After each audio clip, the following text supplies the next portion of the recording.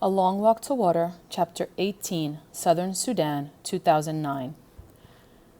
Naya waited her turn in line. She was holding a plastic bottle. The well was finally finished. The gravel had been put down to make a foundation. The pump had been installed, and the cement had been poured and left to dry. Before the pump was used for the first time, the villagers all gathered around. The leader of the workers brought out a big sign made of blue canvas.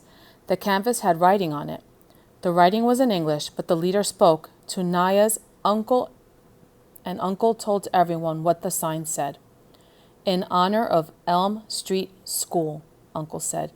This is the name of a school in America. The students at the school raised the money for this well to be dug. Uncle held up one end of the sign. The workers' leader held up the other end. Everyone else stood around, and one of the workers took their picture.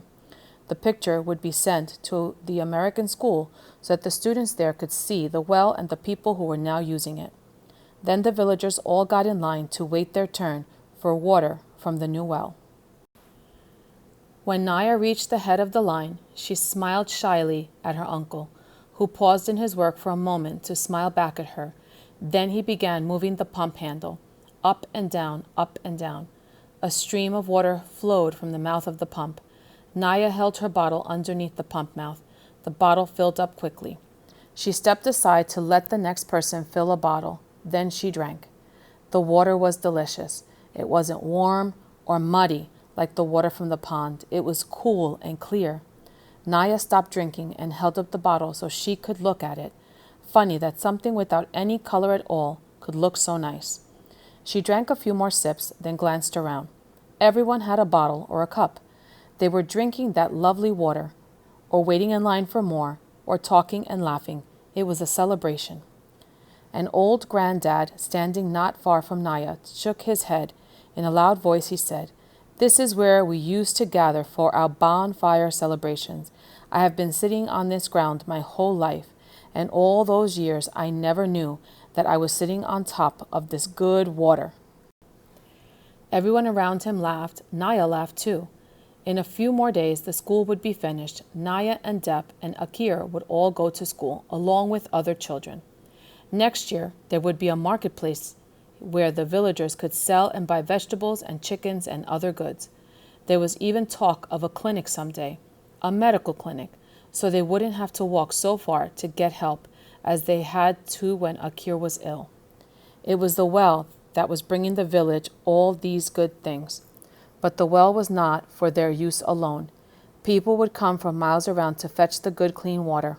Naya knew from listening to the grown-ups that the crew leader had made many arrangements concerning the well. No one was ever to be refused water. Some of the villagers would be responsible for maintaining the well. They would be busy with the new work, so the entire village was to help them with their crops and cattle. Other villagers, including Naya's uncle, would resolve any disputes that arose. The well would change their lives in many ways. I will never again have to walk to the pond for water, Naya thought. She wandered around a little, sipping in her cool, fresh drink. Then she caught sight of the crew leader. He was standing by himself, leaning against one of the trucks and watching her uncle work the pump.